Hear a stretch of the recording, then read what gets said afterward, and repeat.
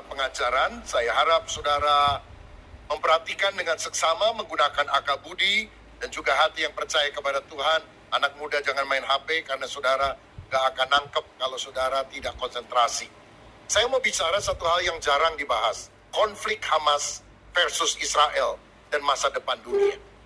Saudara-saudara, hari Sabat atau Sabtu tanggal 7 Oktober 2023 yang lalu, Hamas tanpa aba-aba menyerang Israel dengan ribuan roket. Mereka kemudian juga memasuki wilayah Israel, membunuh penduduk, anak kecil, wanita, lansia dari rumah ke rumah, juga menewaskan ratusan peserta konser musik yang sedang diadakan di Israel pada waktu itu dengan menembaki membabi buta.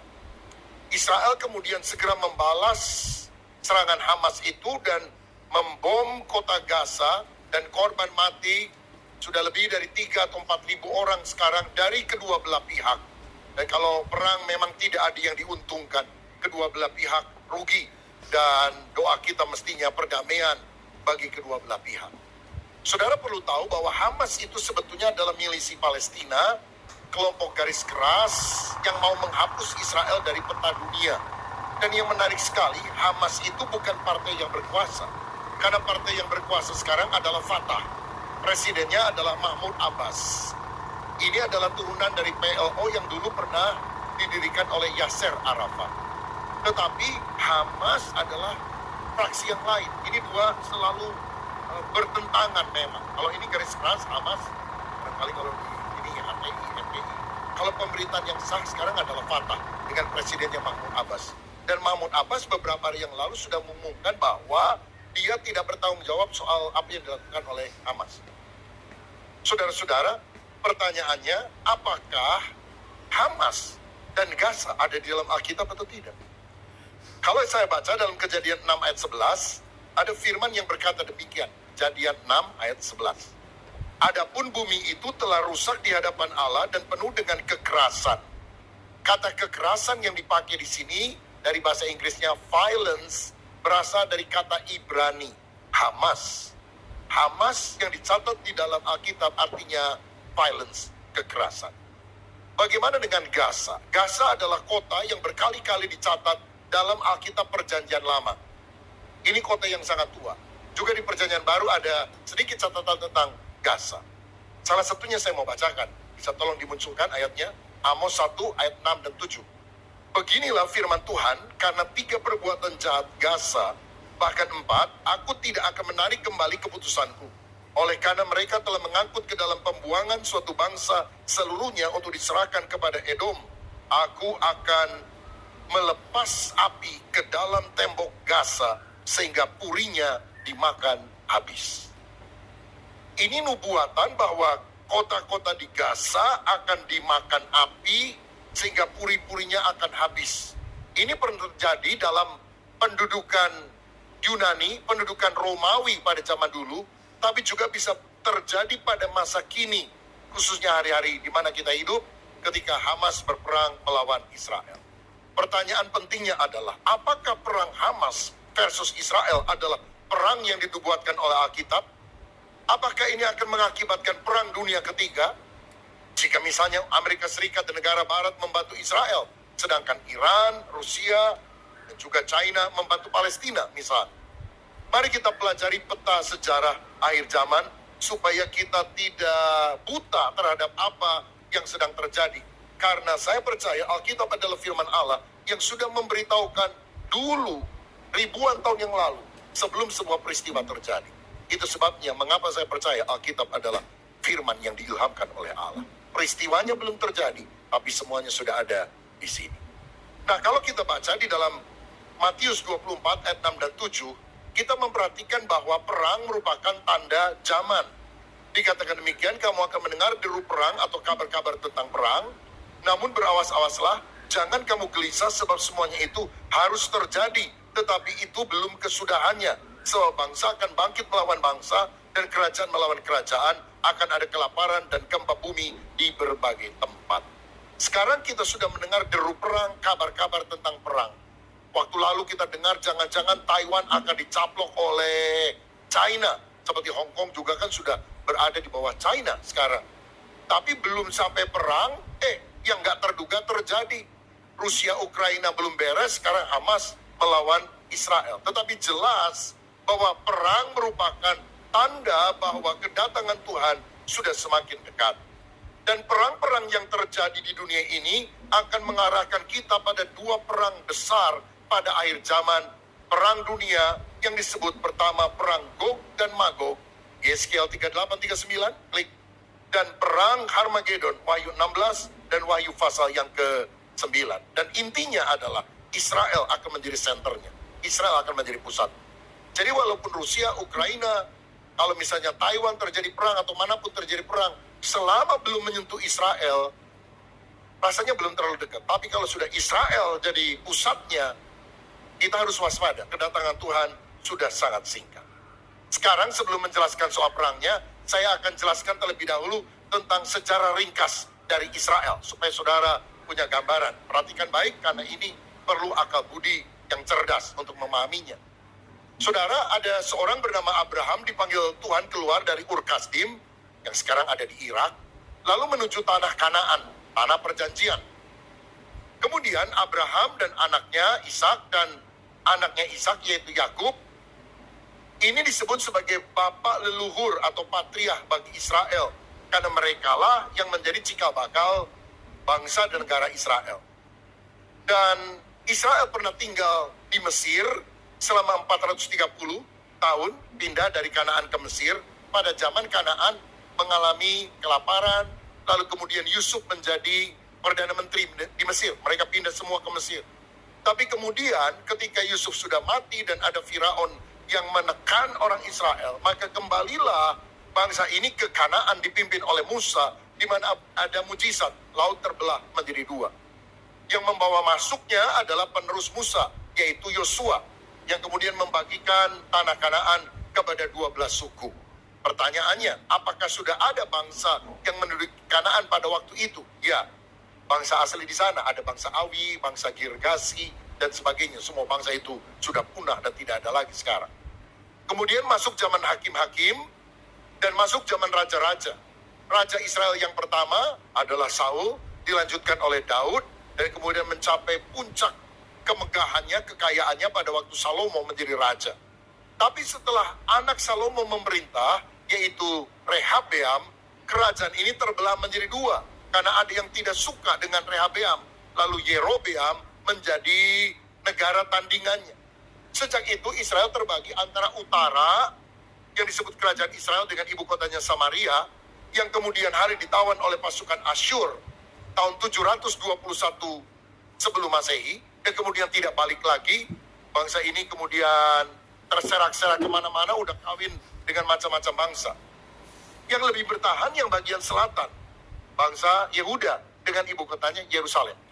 Mereka memang pernah ditawan pada tahun 586 sebelum Masehi oleh Babilonia, Nebukadnezar. Tapi kemudian 70 tahun setelah itu mereka kembali lagi ke Yerusalem atas perintah Raja Persia yang bernama Koresi. Dan sejak orang Israel kembali lagi ke tanah Kanaan, maka Israel dijajah silih berganti oleh macam-macam negara. Bahkan ketika Yesus lahir di Bethlehem, pada waktu itu Kanaan sedang dijajah oleh Romawi, saudara. Bahkan pada tahun 70 Masehi, Yesus kira-kira bangkit tahun 33 Masehi, lalu hampir 40 tahun kemudian, Yerusalem dan Bait Suci dihancurkan oleh pasukan Romawi dipimpin oleh Jenderal Titus. Sejak itu, selama ribuan tahun, dari abad pertama sampai abad 20, berarti 19 abad, 1900 tahun, Israel diaspora terserak ke seluruh dunia. Mereka terpencar-pencar ke berbagai penjuru dunia. Nah, ketika terserak-serak itu, maka tanah Kanaan itu kan relatif kosong. Abad ke-7 Islam muncul, lalu kekhalifahan Islam itu menguasai tanah Kanaan dan kemudian mendirikan Dome of the Rock, Masjid Kuba Emas, dan Al-Aqsa, Masjid Kuba Hitam. Mestinya minggu ini saya ada di Israel, saudara. Tapi karena perang, maka perjalanan ziarah ditunda. Nah, sejak Islam menguasai tanah itu yang relatif kosong karena ditinggal oleh orang-orang Israel, maka orang-orang Arab mulai berdatangan dan tinggal berabad-abad di sana.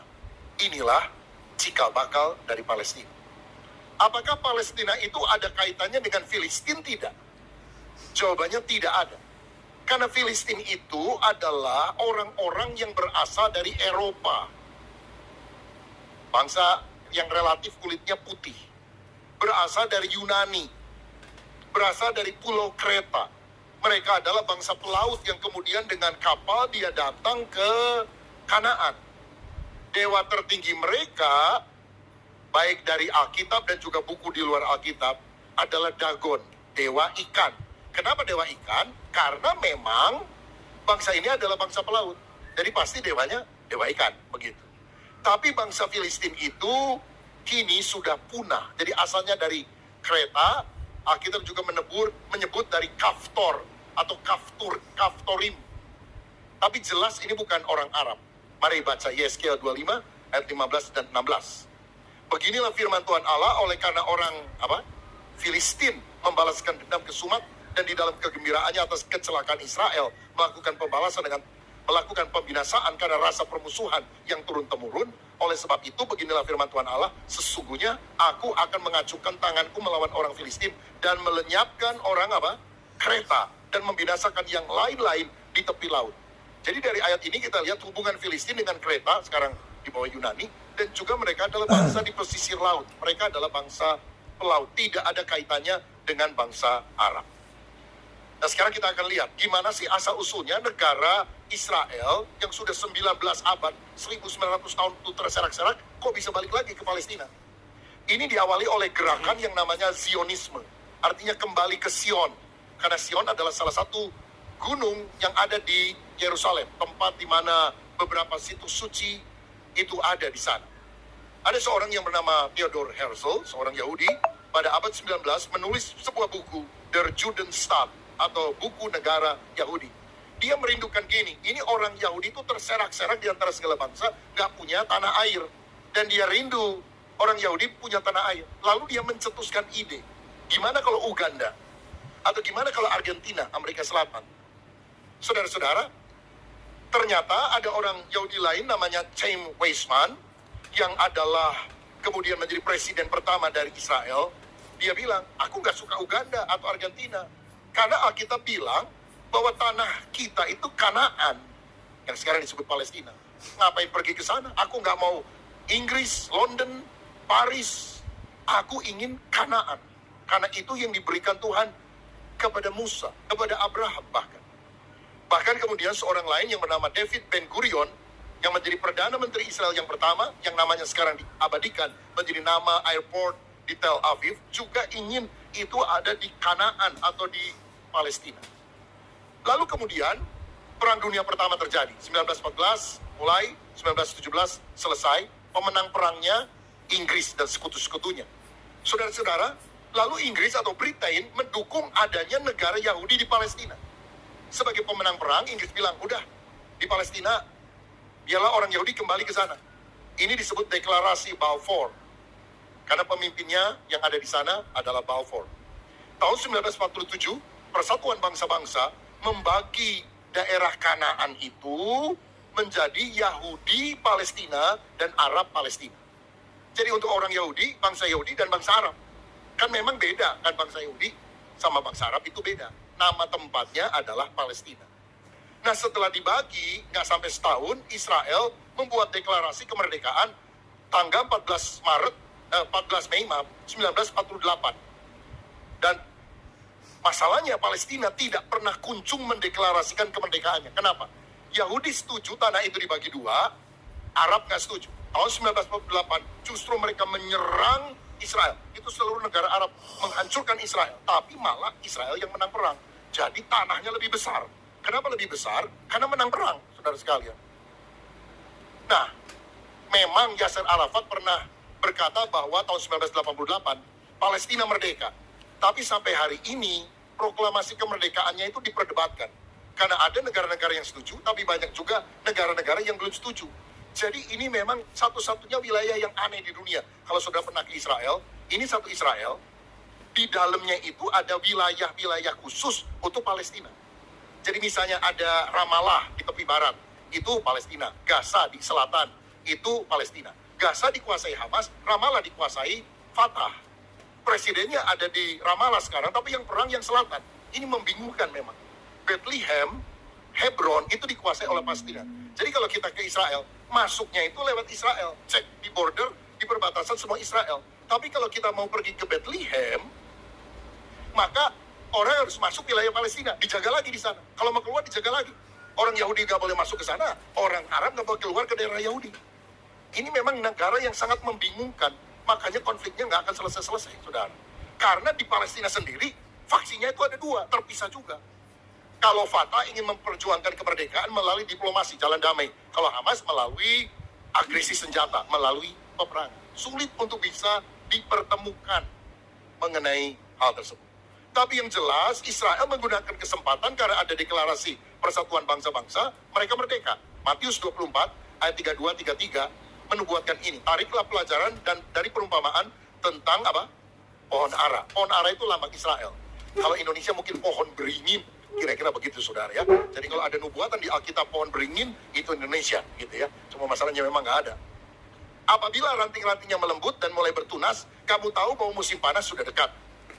Demikian juga jikalau kamu melihat semuanya ini, ketahuilah bahwa waktunya sudah dekat, sudah diambang pintu. Tuhan bilang, kalau negara ini muncul kembali, pohon ara mulai bertunas, ingat, kedatanganku sudah diambang pintu. Selanjutnya, saudara sekalian, kita akan melihat kenapa sih Kanaan kok berubah jadi Palestina. Nah, ada seorang kaisar Roma kejam, namanya Hadrian, tahun 315 Masehi, itu saking keselnya kepada Israel, dia ingin menghapus ingatan orang tentang Israel dan mengganti namanya menjadi Syria Palestina. Dalam masa kekuasaan Ottoman, Khalifah Islam, nama Syria Palestina disebut juga sebagai Syria Selatan. Kalau saudara lihat peta, di utara Israel itu ada Syria, Damaskus. Di bawahnya itu ada Israel, disebut Syria Selatan. Dulu disebut Syria Palestina. Nah, ketika tahun 1947 Persatuan Bangsa-Bangsa membagi tanah itu menjadi dua, Arab Palestina dan Yahudi Palestina, Yasser Arafat, orang Arab yang memperjuangkan kemerdekaan Palestina, menggunakan kata Palestina. Sehingga lembaga yang dibentuknya disebut sebagai PLO, Palestine Liberation Organization. Alasannya sangat politis, supaya negara-negara Arab bisa sama-sama melawan Israel. Lalu ada lagi yang mencoba mengkaitkan dengan bangsa Filistin. Kenapa? Karena Filistin itu kan datang lebih dulu daripada Musa pada waktu dia balik dengan orang Israel dari Mesir. Jadi kalau Filistin berkaitan dengan Palestina, maka Israel adalah pendatang, saudara. Sehingga mereka harus diusir dari tanah ini. Tapi jelas dari sejarah, kita lihat Filistin itu orang Eropa, bangsa pelaut, dewanya dewa ikan, asal dari Yunani, pulau Kreta, yang tidak ada kaitan dengan Palestina. Karena Palestina itu adalah bangsa Arab. Warna kulitnya aja beda. Jadi orang Palestina sekarang bukan keturunan Goliat. Ya, perlu diingat baik-baik. Goliat nggak pernah punya anak orang Palestina sekarang. Jadi cikal bakal orang Palestina adalah bangsa nomaden di padang pasir, Arab. Dewa kunonya adalah Moon atau dewa bulan. Dan Palestina karena tidak pernah mendeklarasikan kemerdekaannya atau pernah ngomong kemerdekaan tapi juga tidak diterima dunia dengan suara bulat, maka kan mereka nggak punya tanah air kecuali yang diberikan oleh Israel sebagai daerah otonomi itu, saudara. Ramallah, Gaza, Bethlehem, Hebron, beberapa bagian dari Yerusalem Timur. Nah, tahun 1967 terkenal dengan nama Perang 6 Hari. Israel diserbu lagi oleh seluruh negara Arab, tapi Israel menang lagi, saudara sekalian. Dan salah satu yang dimenangkan oleh Israel adalah tembok ratapan. Tembok luar dari bait suci pada zaman Salomo yang kemudian hancur, lalu kemudian dibangun lagi pada zaman pembuangan, diperluas oleh Herodes. Diambil dari mana? Yordania. Karena waktu perang 6 hari, Israel merebut tanah dari Mesir, merebut tanah dari Yordania. Israel tidak pernah mengambil tanah dari PLO atau Palestina. Kenapa? Karena negara Palestina itu kan belum diakui secara resmi oleh seluruh dunia. Karena belum ada tanah yang resmi itu, maka akibatnya waktu perang terjadi, ini milik siapa? Yordania. Ini milik siapa? Milik Mesir. Makanya kalau saudara perhatikan, kenapa Mesir, Yordania, negara-negara lain ini nggak mau terima pengungsi Palestina sampai sekarang? Itu masalah ini. Tapi kan aneh ya, kenapa kok negara-negara Arab nggak mau terima orang Arab? Ya karena banyak masalah lah. Karena latar belakang ini, karena mereka juga merasa terbebani dengan pengungsi Syria yang juga jadi beban negara, karena mereka juga masuk nanti dalam konflik dan sebagainya. Jadi aneh. Jadi memang beberapa orang dari sini mau pergi ke Palestina, tapi negara tetangganya nggak ada yang mau terima nih, saudara. Nah, saudara-saudara, jadi ini yang kita harus pahami. Israel tidak pernah merebut tanah dari Palestina, karena yang direbut adalah dari Yordania dan dari Mesir. Gaza itu milik Mesir dulu, bukan milik Palestina. Salah satu bagian yang dibenarkan Israel adalah the Wailing Wall, tembok ratapan dari Yordania. Memang katanya dulu ya pernah ada rundingan gini, karena jenderal perang Israel namanya Yitzhak Rabin itu Moshe Dayan itu sangat terkenal sekali. Moshe Dayan itu jenderal Israel yang mata satu, saudara-saudara. Jadi mata satu, Moshe Dayan. Dia yang menang dalam perang 6 hari. Karena negara Arab itu pernah menghina dia. Ini kata leluconnya. Moshe, kita jangan perang lah. Udah kita runding aja. Gimana kita bicara 4 mata? Mau atau tidak? Moshe Dayan tersinggung, saudara-saudara. Kurang ajar katanya. Karena mata saya satu, dia bilang gitu. Dan ketika dia merebut Yerusalem Timur, dia bilang sama Raja Yordania, kamu kan ingin merebut tembok ratapan, gimana kita bagi dua lah, jangan perang ya. Tembok ratapan, kita bagi dua saja. Maksudnya gimana? Kami dapat temboknya, kamu dapat ratapan. Setuju atau tidak? Ya marah orang Arab, saudara sekalian. Ya, jadi ini mulainya dari Palestina tersebut. Lalu setelah Israel merdeka 1948, mulailah kembali lebih banyak orang-orang Israel ke Palestina. Sebelumnya, pemicu utama mengapa orang Israel kembali ke Palestina adalah Perang Dunia Kedua. Coba kita lihat, setelah hampir 19 abad terpencar, maka ada gelombang kembali ke Israel yang disebut sebagai Aliyah. Mika 2 ayat 12 misalnya mencatat, aku akan mengumpulkan engkau seluruhnya, hai Yakub, aku akan menghimpun sisa-sisa orang Israel. Aku akan menyatukannya seperti kambing domba dalam kandang, seperti kawanan binatang di tengah-tengah padang, sehingga ramai dengan manusia. Jadi kita lihat di sini, orang-orang Israel mulai kembali ke Palestina, disebut sebagai Aliyah. Dan diperkirakan ada 300.000 orang Yahudi balik dari Uni Soviet, ratusan ribu kemudian balik dari Eropa Timur, dari negara Eropa yang lain. Pemicunya kenapa? Perang Dunia Kedua. Karena 1945 dan selanjutnya di tengah perang, Hitler dengan Nazi itu membantai 6 juta orang Yahudi, termasuk 1,5 juta anak-anak di sana. Mereka memasukkannya dalam kamp konsentrasi. Saya pernah pergi ke Polandia, ke Auschwitz, melihat kamar-kamar gas di mana hampir 1 juta orang Yahudi dibantai di sana. Sehingga seluruh orang Yahudi di dunia berkata, tidak ada negara yang aman buat kami.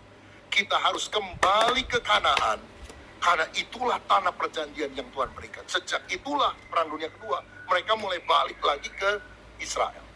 Pada waktu merdeka tahun 1948, hanya ratusan ribu orang saja yang ada di Palestina, orang Yahudi di Palestina. Tapi kini diperkirakan lebih kurang 6,5 juta orang Yahudi tinggal di Israel. Palestina sendiri, orang Arab yang tinggal di sana, hampir 5,5 juta orang. Jadi Yahudinya 6,5 juta, Palestinanya 5,5 juta. Sebetulnya Palestina itu bukan bicara nama bangsa. Palestina itu nama daerah. Yahudi Palestina, Israel, Arab Palestina. Begitu. Bangsanya bangsa Arab sama bangsa Yahudi. Mereka lah orang-orang Arab itu tinggal di Gaza, di Ramallah, di Bethlehem, di Hebron, dan juga di Yerusalem Timur. Saya harap saudara bisa nangkep ya, supaya kan hari-hari ini berita di sosial media itu begitu luar biasa, berkecamuk. Jadi gambar besarnya seperti ini. Nah, tetapi seperti saya katakan tadi, perang-perang ini akan mengarah pada 2 perang besar di akhir zaman, yaitu perang Gog dan Magog, dan disusul oleh perang Harmagedon. Sekarang saya jelaskan Gog dan Magog. Menurut Alkitab, Yeskiel 38, Israel akan diserang oleh bangsa dari utara sekali. Kalau kita lihat peta Israel, utaranya itu bagian atas Turki, atas lagi Rusia, negara bekas Uni Soviet. Jadi Alkitab bilang bahwa satu kali Israel akan diserang oleh negara-negara dari utaranya Israel. Dan ini mengarah pada Rusia sebetulnya. Gog, Magog. Siapa sih yang dimaksudkan dengan Magog? Kalau kita lihat Kejadian 10 ayat 1-3, inilah keturunan Sem, Ham, dan Yafet, anak-anak Nuh. Setelah air bah itu, lahirlah anak-anak lelaki bagi mereka. Keturunan Yafet ialah Gomer, Magog, Madai, Yawan, Tubal, Mesek, dan Tiras. Lalu ayat 3, keturunan Gomer ialah Askenas, Rifat, dan Togarma. Saudara-saudara, dari sini kita melihat, ini karena panjang penafsirannya, tapi saya rangkumkan saja.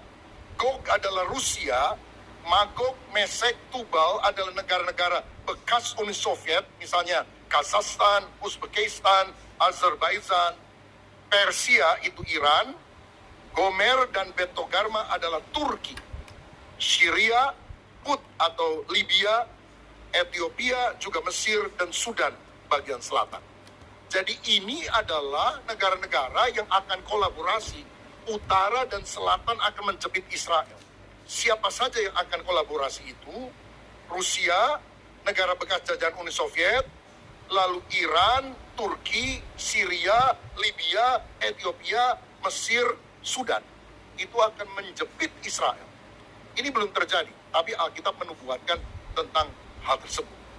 Sedangkan yang tidak akan menyerang Israel, tidak mau koalisi dengan Rusia, adalah Sheba, menurut Yeskiel 38 dan 13, Sheba, Dedan, atau negara Jazirah Arab. Misalnya Arab Saudi, Uni Emirat Arab, Bahrain, dan sebagainya. Makanya kita lihat sekarang, kenapa misalnya Uni Emirat Arab, Dubai, dan sebagainya, itu enggak, dan juga Arab Saudi makin lama makin dekat sama Israel, saudara sekalian. Bahrain, makin lama makin dekat sama Israel. Karena ternyata menurut nubuatan Alkitab, nanti kalau perang besar, nggak semua negara Arab akan pro dengan musuhnya Israel. Mereka akan lebih arahnya ke mendukung Israel, tapi nggak akan membela, saudara. Mungkin lebih abstain. Tarsis adalah Inggris, Eropa, yang terkait dengan Amerika, karena Amerika kan asalnya dulu bangsanya dari Eropa. Tapi mereka tidak bantu Israel ketika diserang. Yang membantu Israel adalah Tuhan sendiri. Tuhan akan memberikan bencana alam yang luar biasa kepada pasukan Rusia, Turki, dan juga dari selatan, dari negara Afrika. Dan akhirnya banyak di antara mereka yang akan mati. Bukan karena bantuan Amerika atau apa. Memang penolong kita sejati bukan negara yang lain. Penolong sejati adalah Tuhan. Ada seorang teman saya di Israel ngomong gini, Pak, tahu nggak kenapa Iron Dome kemarin tidak bisa menahan serangan dari Hamas? Jawabannya pertama, karena kalau ditembakkan sedikit-sedikit, saudara bisa ditahan. Tapi ini kan 5 ribuan. Jadi sebagian nggak bisa ketahan. Tapi dia bilang bukan. Dia tulis Mazmur 127, jika bukan Tuhan mengawal kota, sia-sialah pengawal berjaga-jaga. Saya bilang amin, memang benar itu. Jadi Israel juga nggak boleh sombong mengharapkan Iron Dome. Karena jika bukan Yahweh, jika bukan Elohim yang menolong, tidak mungkin ada pertolongan. Dan ini juga akan terjadi nanti. Waktu Israel dijepit, nggak ada negara yang mau menolong secara nyata, Tuhan akan memberikan pertolongan. Akibatnya apa? Klik. Tuhan akan menghukum Gog. Dia akan mendatangkan api ke atas Magog dan orang-orang yang menyerang. Berikutnya, mayat mereka akan dikubur selama 7 bulan. Yeskiel 39 ayat 11 dan 12 mencatat itu. Yang ketiga, senjata Gog akan dibakar selama 7 tahun. Yeskiel 39 ayat 9. Jadi karena bencana alam, karena pertolongan Tuhan, Israel menang, Gog akan dihukum Tuhan, mayat mereka dikubur 7 bulan, senjata Gog dibakar 7 tahun. Ini pemusnahan yang sangat luar biasa. Dan diperkirakan pada masa ini 144.000 orang Yahudi bertobat seperti yang dicatat dalam kitab Wahyu, lalu menjadi pemberita Injil ke seluruh dunia karena mereka sadar sekarang bahwa Yeshua HaMashiach, Yesus Kristus, itulah satu-satunya penolong yang dapat dipercaya. Setelah itu disusul satu perang lain, Harmagedon. Apa itu perang Harmagedon? Perang negara-negara barat sama negara-negara timur. Kalau Gog Magog apa? Negara-negara utara, negara-negara selatan menjepit Israel. Kalau Harmagedon, negara-negara barat, negara-negara timur menjepit Israel. Kalau sudah utara, selatan, timur, barat menyerang Israel, namanya perang apa? Perang dunia, saudara. Dan perang dunia itu menurut istilah Alkitab dua, Gog Magog, Harmagedon. Mungkin ada yang tanya, Pak Rubin kok tahu ya? Ya baca Alkitab lah, saudara. Saudara Amin. aja kalau baca Amin. Alkitab ngerti. Amin. Amin. Lah bacanya